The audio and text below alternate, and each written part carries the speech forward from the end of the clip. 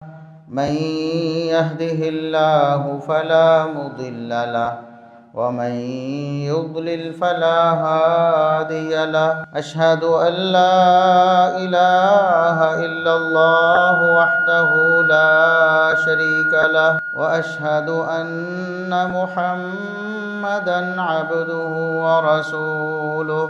اللهم صل على محمد وعلى آل محمد كما صليت على إبراهيم وعلى آل إبراهيم إنك حميد مجيد.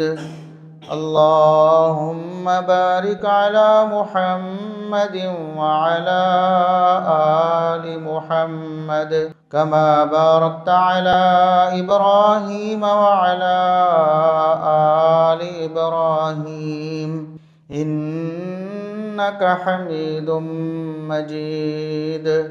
أما بعد فيا أيها الناس ألا إن خير الحديث كتاب الله وخير الهدي هدي محمد صلى الله عليه وسلم وشر الأمور محدثاتها وكل محدثة بدعة وكل بدعة ضلالة. أعوذ بالله السميع العليم من الشيطان الرجيم من همزه ونفخه ونفثه. بسم الله الرحمن الرحيم. فمن كان يرجو لقاء ربه فليعمل عملا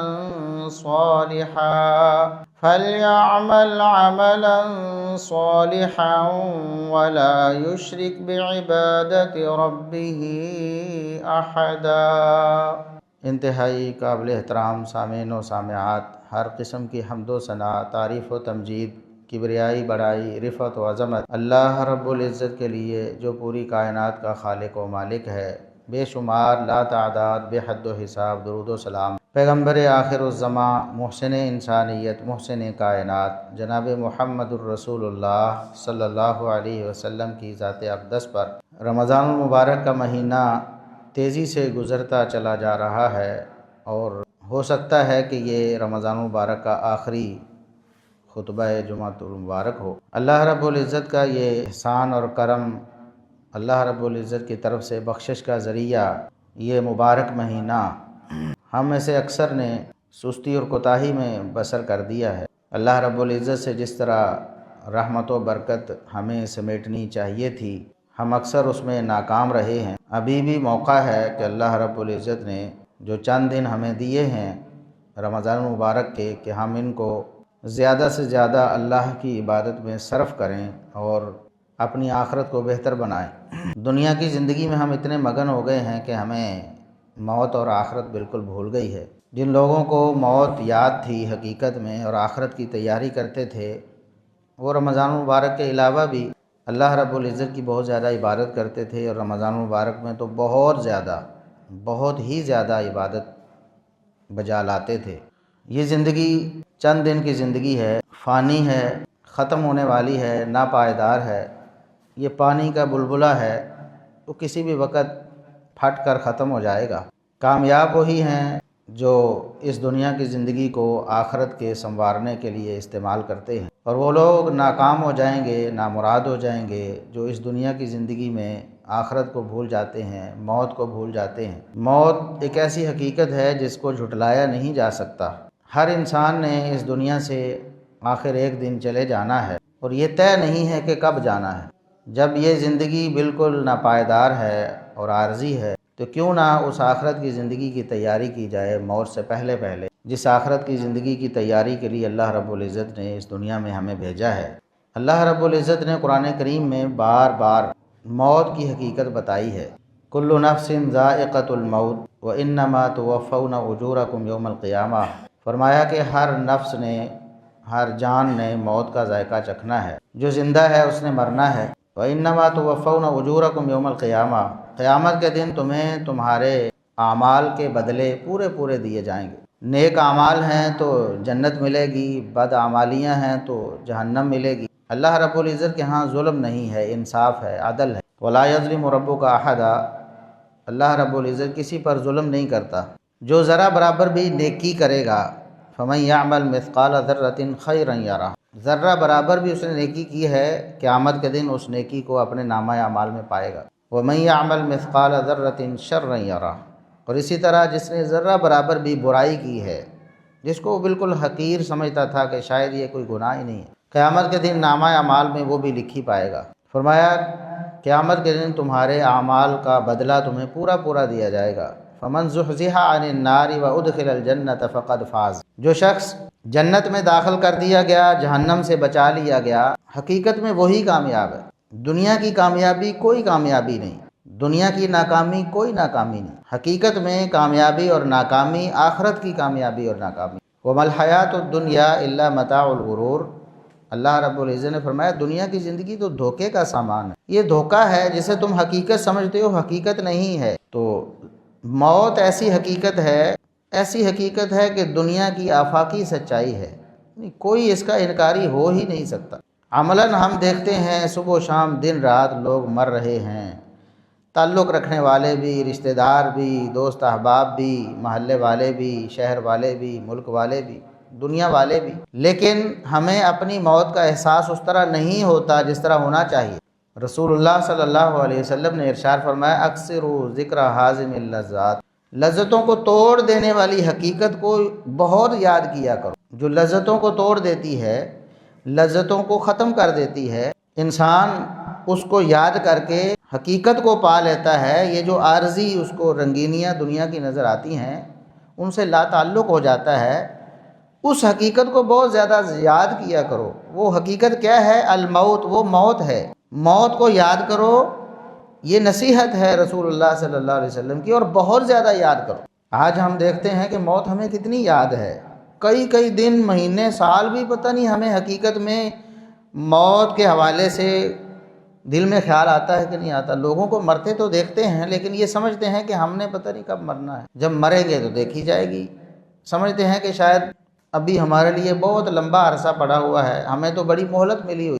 حقیقت میں موت کو یاد کرنا یہ رسول اللہ صلی اللہ علیہ وسلم کا حکم ہے، اور بہت زیادہ یاد کرنا۔ آپ صلی اللہ علیہ وسلم نے قبروں کی زیارت سے منع فرمایا تھا، لوگوں کو منع فرما دیا اسلام کے آغاز میں کہ آپ نے قبرستان نہیں جانا۔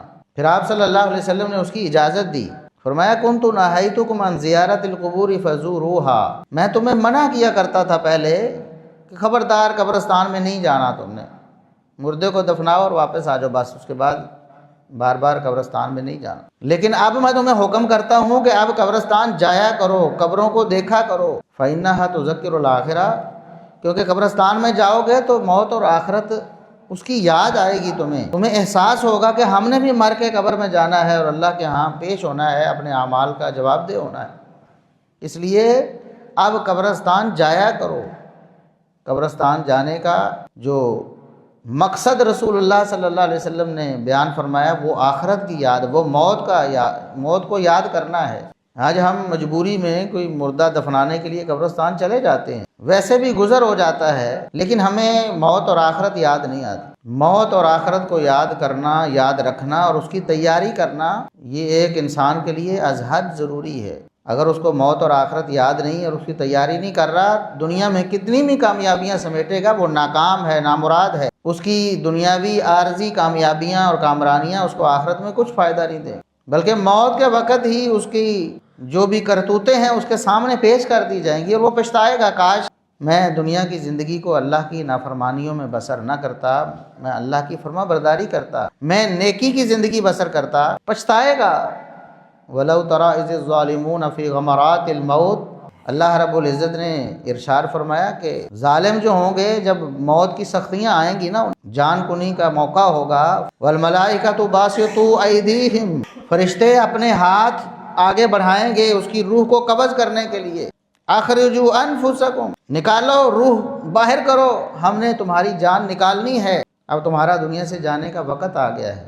اور دوسرے مقام پر فرمایا کہ فرشتے ماریں گے ان کو، چہرے پہ ماریں گے، پہلوؤں پہ ماریں گے، روح نکلنے سے انکار کرے گی، کیونکہ اس کو اپنی بدعمالیاں پتہ ہیں، آگے آخرت کا عذاب تیار کھڑا نظر آ رہا ہے، جہنم نظر آ رہی ہے، اپنا ٹھکانہ نظر آ رہا ہے، روح نکلنے سے انکار کرے گی، بھاگے گی جسم میں، فرشتے مار مار کے روح کو نکالیں گے، قبض کریں گے، اور ایک لمحے کی بھی مہلت نہیں ملنی۔ جب موت آنی ہے، وَلَن يُؤَخِّرَ اللَّهُ نَفْسًا إِذَا جَاءَ أَجَلُهَا، اللہ رب العزت جب وقت مقرر آ جاتا ہے تو ایک لمحے کے لیے بھی مہلت نہیں دے، جو وقت طے ہے موت کا اس پہ موت آنی ہی آنی ہے۔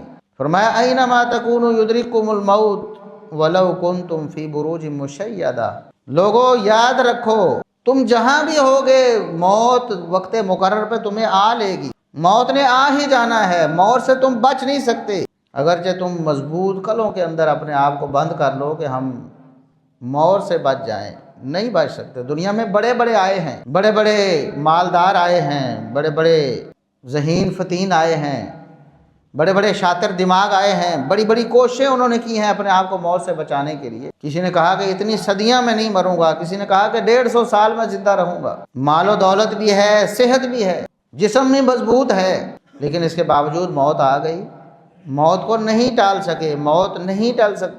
جبکہ دوسری طرف جو نیک لوگ ہیں، جو موت کی تیاری کرتے ہیں، اللہ رب العزت کو راضی کرتے ہیں، اللہ کی فرما برداری میں اپنی زندگی بسر کرتے ہیں، کتاب و سنت کے مطابق اپنے آپ کو ڈھال لیتے ہیں، تو جب موت کا وقت آتا ہے، موت تو انہیں بھی آتی ہے، انبیاء کو آئی ہے، صحابہ کو آئی ہے، اولیاء کو آئی ہے، سب کو موت آنی، نیک کو بھی آتی ہے، بد کو بھی آتی ہے، لیکن ادھر جب موت آتی ہے تو مار مار کر روح قبض کی جاتی ہے، برا انجام دکھایا جاتا ہے، وہیں سے عذاب کا سلسلہ شروع ہو جاتا ہے۔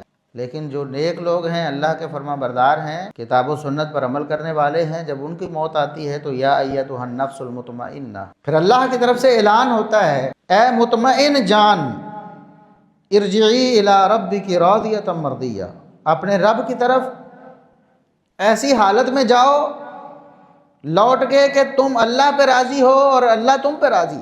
فادخلی فی عبادی وادخلی جنتی، میرے نیک بندوں میں شامل ہو جاؤ، جنت میں داخل ہو جاؤ۔ یہ بشارت اس وقت ہی جب جان نکل رہی ہے، روح قبض ہو رہی، اسی وقت دے دی جائے، اللہ کے انعامات کا سلسلہ اسی وقت سے شروع ہو جائے۔ موت ایسی حقیقت ہے جس سے انبیاء بھی کبھی غافل نہیں ہوئے، انبیاء بھی موت کو یاد کیا کرتے تھے، اور موت کی سختیاں انبیاء پر بھی آئیں۔ یہ چونکہ دنیا کا معاملہ تھا، آخرت تو ان کی بہت اعلیٰ اور بالا ہے۔ دنیا میں تو انبیاء بیمار بھی ہو جاتے تھے نا، ان کو تکلیفیں بھی پہنچ جاتی تھیں، انبیاء کو قتل بھی کر دیا گیا، زخمی بھی ہوئے، دکھ بھی پہنچے انہیں، تو یہ دنیا کا ایک دکھ اور تکلیف انبیاء کو بھی ہوئی ہے موت کی وجہ سے۔ تو انبیاء کے جو علاوہ لوگ ہیں، ہم آپ ہیں، ان کی کیا حیثیت ہے کہ ہمیں موت یاد ہی نہیں ہے؟ رسول اکرم صلی اللہ علیہ وسلم سید الانبیاء والمرسلین ہیں، اس کائنات کے سب سے اعلیٰ اور افضل ہستی ہیں، نبیوں رسولوں کے بھی سردار ہیں، اللہ رب العزت کے محبوب ہیں، سب سے بڑھ کر اللہ رب العزت سے محبت کرنے والے اور سب سے بڑھ کر اللہ رب العزت کی محبت کے مستحق محمد الرسول اللہ صلی اللہ علیہ وسلم۔ موت کو ہمیشہ یاد کرتے ہیں، بار بار یاد کرتے ہیں۔ موت کا وقت جب آتا ہے، روح قبض ہونے کا جب موقع آتا ہے، تو رسول اللہ صلی اللہ علیہ وسلم بھی پریشان ہوتے ہیں۔ صحیح بخاری میں واقعہ موجود ہے آپ صلی اللہ علیہ وسلم کے سفر آخرت کا۔ سیدہ عائشہ صدیقہ رضی اللہ عنہا بیان کرتی ہیں کہ پہلے میں سمجھتی تھی کہ موت کے وقت جس پر مصیبت اور مشکل آتی ہے، یا موت کے وقت جو بہت زیادہ مشقت محسوس کرتا ہے، شاید وہ بڑا گناہگار ہوتا ہے، موت کی سختیاں شاید گناہگاروں پر آتی ہیں، میرا یہ خیال تھا۔ لیکن جب میں نے محمد الرسول اللہ صلی اللہ علیہ وسلم کی وفات کا موقع دیکھا، آپ کو دنیا سے جاتے دیکھا، تو میرا یہ تصور غلط ثابت ہوا۔ بتاتی ہیں کہ رسول اللہ صلی اللہ علیہ وسلم جب وفات کا وقت آیا، آپ صلی اللہ علیہ وسلم پر بار بار غشی طاری ہو رہی تھی، یعنی آپ بے ہوشی میں چلے جاتے، پھر ہوش میں آتے، پھر بے ہوشی میں چلے جاتے، سختی کی وجہ سے، اور پانی کا پیالہ ساتھ پڑا ہوا تھا، آپ اس میں اپنا ہاتھ مبارک ڈالتے، اپنے چہرے پر ملتے اور فرماتے ان للموت سکرات، موت کی بڑی سختیاں ہیں، موت بہت سخت ہے، بڑی مشکل گھڑی ہے یہ دنیا سے جانا۔ انبیاء پر جب سخت ہے، بعد والے کیا چیز ہیں؟ حالانکہ اللہ رب العزت نے اعلان فرمایا ہوا ہے کہ اے نبی آپ کے ذمے کوئی لغزش، کوئی گناہ چھوڑا ہی نہیں ہم نے، اللہ آپ پر راضی ہے، لیکن اس کے باوجود موت کے وقت سختی آتی ہے۔ موت ایسی ایک تکلیف دہ چیز ہے، دنیا سے جانا ہے، ہر ایک نے جانا ہے، اس کی تیاری کرنی چاہیے تاکہ کم از کم جب موت آئے تو اس کے بعد پھر اللہ رب العزت کی طرف سے پھر آسانیاں ہی آسانیاں ہو جائیں، دنیا کے جو دکھ ہیں اور تکلیفیں ہیں ان سے ہمیشہ کے لیے انسان آزاد ہو جائے۔ اللہ رب العزت کی طرف سے پھر فرشتے آئیں، خوشخبریاں آئیں، موت کے وقت بھی، موت کے بعد بھی، قبر میں بھی، جنت کے دروازے کھول دیے جائیں، قبر جنت کا ٹکڑا بن جائے، پھر حشر اور پھر حساب کتاب اللہ رب العزت آسان فرما دے۔ اس کے لیے تیاری ضروری ہے، اور جو تیاری کرتا ہے وہی کامیاب ہوگا۔ اللہ رب العزت نے فرمایا فمن کان یرجو لقاء ربہ فلیعمل عملا صالحا، جو شخص اللہ رب العزت سے ملاقات کی امید یعنی یقین رکھتا ہے، اس کو یقین ہے کہ اس نے مرنا ہے، اللہ کے سامنے پیش ہونا ہے، اللہ کو اپنے اعمال کا حساب دینا ہے، فلیعمل عملا صالحا، اس کو چاہیے کہ ہمیشہ نیک عمل کرے، وہ بدعمالیوں میں اپنے آپ کو مبتلا نہ کرے، وہ اللہ کی نافرمانی نہ کرے، کیونکہ اس کو پتہ ہے کہ میں نے اللہ کے سامنے پیش ہونا ہے۔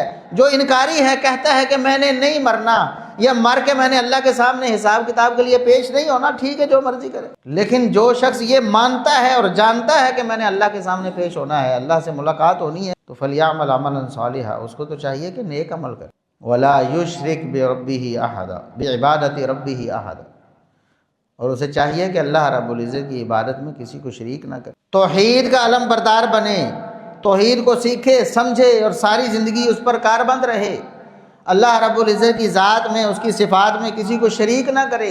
حقیقت میں موت کی تیاری وہی کرتا ہے جو توحید و سنت پہ کاربند ہے، جو نہ اللہ رب العزت کے ساتھ کسی کو شریک کرتا ہے اس کی وحدانیت میں، اس کی عبادت میں، نہ محمد الرسول اللہ صلی اللہ علیہ وسلم کے ساتھ کسی کو شریک کرتا ہے اطاعت و فرما برداری میں، وہی شخص کامیاب ہوگا، وہی شخص کامران ہوگا، اسی کی آخرت بنے گی، اسی کو موت کے وقت خوشخبری ملے گی۔ صحابہ کرام رضوان اللہ علیہم اجمعین، اللہ کی طرف سے اعلان بھی ہو چکا ہے، مطلق اعلان ہو چکا ہے، رضی اللہ عنہم ورضوا عنہ، اللہ ان سے راضی ہو گیا، یہ اللہ سے راضی ہو گئے، یہ جنتی لوگ ہیں، جنت کی بشارتیں بھی مل گئی ہیں، نام لے لے کے بھی، عشرہ مبشرہ کے نام لے لے کے بھی جنت کی بشارتیں ہیں دیگر صحابہ کرام کو، لیکن موت کو کتنا یاد کرتے ہیں، موت سے کتنا ڈرتے ہیں، موت کے حوالے سے اللہ رب العزت کے سامنے کتنا روتے ہیں، اپنی آخرت کے حوالے سے کتنا فکر مند ہیں۔ ہمارے ہاں تو اس کا تصور بھی نہیں، اس کا ہزارواں لاکھواں حصہ بھی ہمیں نصیب نہیں ہوا۔ وہ لوگ، وہ ہستیاں جنت کی بشارتیں جو پا چکے تھے، وہ بھی موت سے ڈرتے ہیں،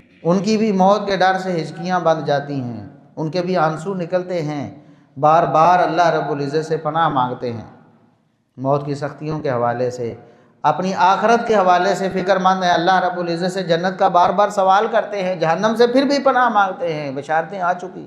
لیکن آج ہم کتنے غافل ہیں، ہمیں پتہ نہیں کب آخری دفعہ موت کا خیال حقیقتاً آیا ہوگا۔ سرسری باتیں تو سارے کر لیتے ہیں، مر جانا ہے، مر جانا ہے، مر جانا ہے، سبھی کہتے ہیں، لیکن جسے یقین ہوتا ہے، جو دل سے موت کی حقیقت کو جان لیتا ہے، وہ اس کی تیاری کرتا ہے، وہ پھر غافل نہیں رہتا، وہ ہر لمحے موت کے لیے اپنے آپ کو تیار رکھتا ہے، کبھی بھی اللہ کی نافرمانی پر آمادہ نہیں ہوتا۔ اگر کبھی اللہ کی نافرمانی ہو جائے تو فوراً رو رو کر اللہ سے توبہ کرتا ہے، اللہ سے معافی مانگتا ہے، اپنے گناہ کو اللہ سے معاف کرواتا ہے کہ کہیں اسی حالت میں میری موت واقع نہ ہو۔ اور موت کب آ جانی ہے، کیسے آ جانی ہے، کسی کو پتہ ہی نہیں ہے۔ وما تدری نفس بأی ارض تموت، کسی بندے کو یہ بھی نہیں پتا کہ اس نے کس زمین میں، کس خطے میں، کس علاقے میں مرنا ہے۔ ماہ و سال یا وقت تو دور کی بات ہے، یہ پتہ ہو کسی کو، یہ بھی پتہ نہیں کہ کس سرزمین میں اس نے مر جانا، اپنے شہر میں مرنا ہے، اپنے گھر میں، اپنے علاقے میں مرنا ہے، یا کسی دیار غیر میں مر جانا، کسی کو پتہ نہیں، خیال بھی نہیں آیا ہوتا، موت واقع ہو جاتی ہے، ایسے طریقے سے آ جاتی ہے۔ کئی لوگ ایسے ہیں اپنا ملک چھوڑ کے باہر جاتے ہیں، واپس آنا نصیب ہی نہیں ہوتا، ادھر ہی موت ہو جاتی۔ ایسے لوگ ہیں 20-20 سال ملک سے باہر ہیں۔ ابھی پچھلے دنوں ایک واقعہ سنا، کافی لمبا عرصہ ملک سے باہر رہنے والا ایک شخص اپنے کسی کزن وغیرہ کی شادی پہ آیا ہے پاکستان، اور چند دنوں کے لیے آیا ہے، ادھر آ کے موت اچانک ہی موت آ گئی۔ روزانہ حادثات ہمارے سامنے رونما ہوتے ہیں، لوگ دنیا سے چلے جاتے ہیں، ایک لمحہ قبل بھی انہیں اس چیز کا احساس نہیں ہوتا کہ وہ مرنے والے، ایک لمحہ قبل بھی پتہ نہیں ہوتا، بس چند سیکنڈ میں موت واقع ہو جاتی۔ کسی کو ہارٹ اٹیک آ جاتا ہے، اچھا بھلا صحت مند فٹ فاٹ کھاتا پیتا ہنستا مسکراتا، چند لمحوں میں اللہ کے سامنے پیش ہو جاتا ہے۔ موت کی یہ حقیقت ہے۔ اس لیے اللہ رب العزت نے بار بار یہ توجہ دلائی ہے کہ موت کی تیاری کرو۔ رسول اللہ صلی اللہ علیہ وسلم نے فرمایا موت کو یاد کرو، موت کو یاد کرو، موت کو یاد کرو، اس کے لیے تیاری کرو۔ اور تیاری کیا ہے؟ سب سے پہلے اپنا عقیدہ درست کرو۔ اللہ رب العزت کے ساتھ جو شرک کرتا ہے، جس کے عقیدے میں شرک موجود ہے، وہ جنت میں داخل نہیں ہوگا۔ فقد حرم اللہ علیہ الجنہ، اللہ نے فرمایا قرآن میں اس کے لیے جنت حرام ہے، جنت حرام ہے، جنت میں داخل ہو ہی نہیں سکتا، ہمیشہ ہمیشہ کے لیے جہنم میں جائے گا جو اللہ کے ساتھ شرک کرتے ہوئے دنیا سے چلا جاتا ہے۔ زندگی کا کوئی پتہ نہیں، اپنے عقیدے کو کھنگالیں، پرکھیں، جانچیں، میرے عقیدے میں کوئی ایسی فکر تو نہیں، کوئی ایسی گرہ تو نہیں جو شرک میں ملوث ہے، جو توحید کے منافی ہے۔ اللہ رب العزت بہت غیرت والا ہے، اللہ رب العزت سے بڑا غیرت والا کوئی نہیں۔ رسول اللہ صلی اللہ علیہ وسلم نے فرمایا، اللہ فرماتا ہے سب سے زیادہ غیرت والا میں ہوں۔ شرک کو اللہ برداشت نہیں کرتا۔ اللہ نے قرآن میں بار بار فرمایا، کئی موقعوں پر مثال دے کے فرمایا، دنیا میں تم مخلوق ہو، حقیر ہو، تم اپنا شریک برداشت نہیں کرتے، میں خالق اور مالک ہو کے پوری کائنات کا، میں کیسے شرک برداشت کروں گا؟ میرے ساتھ شرک کرو گے، میں برداشت نہیں کروں گا، کوئی معافی نہیں شرک کی۔ اس لیے اپنے آپ کو شرک سے بچائیں، اپنے عقیدے کو دیکھیں، قرآن کریم پڑھیں، قرآن کریم پر غور کریں، عقیدہ توحید کو مضبوط کریں۔ عقیدہ توحید، توحید ربوبیت بھی، توحید الوہیت بھی، توحید اسماء و صفات بھی۔ مشرکین مکہ توحید ربوبیت کے انکاری نہیں تھے، وہ اللہ کو رب مانتے تھے، خالق اور مالک مانتے تھے۔ قرآن نے کہا ہے، نبی ان سے پوچھ کے دیکھے، تمہیں کس نے پیدا کیا؟ زمین و آسمان کو کس نے پیدا کیا؟ بارش کون برساتا ہے؟ زمین و آسمان کی، پوری کائنات کی تدبیر کون کرتا ہے؟ وہ سارے کہیں گے، ضرور بضرور کہیں گے کہ اللہ ہی خالق و مالک ہے، پوری کائنات کو پیدا کرنے والا اور چلانے والا۔ پھر محمد الرسول اللہ صلی اللہ علیہ وسلم کے دشمن کیوں بن گئے تھے؟ توحید الوہیت کی وجہ سے، کیونکہ محمد الرسول اللہ صلی اللہ علیہ وسلم نے انہیں یہ بتایا کہ اگر رب اللہ ہے، خالق مالک اللہ ہے، تو عبادت کا مستحق بھی وہی ہے، پکارو بھی اسے، مدد بھی اسی سے مانگو، پھر کوئی اس کا شریک نہیں ہے، نہ اس کی ذات میں نہ اس کی صفات میں۔ توحید کو جانیں، توحید کو سمجھیں، توحید کے مطابق اپنا عقیدہ بنائیں، اور پھر ساری زندگی سنت کے مطابق محمد الرسول اللہ صلی اللہ علیہ وسلم کا دیا ہوا جو دین ہے، جو اسوہ حسنہ ہے، نماز بھی اسی طرح، زکوٰۃ بھی اسی طرح، حج بھی اسی طرح، روزہ بھی اسی طرح، وضو بھی اسی طرح، غسل بھی اسی طرح، معاملات بھی اسی طرح، کاروبار بھی اسی طرح، یہ ہے توحید و سنت پہ کار بند ہو جائیں گے، پھر آپ موت کے وقت بھی سرخرو ہو جائیں گے، آخرت بھی میں بھی کامیاب ہو جائیں گے۔ اللہ سے دعا ہے کہ اللہ رب العزت ہمیں عمل کی توفیق عطا فرمائے۔ وآخر دعوانا ان الحمد للہ رب العالمین۔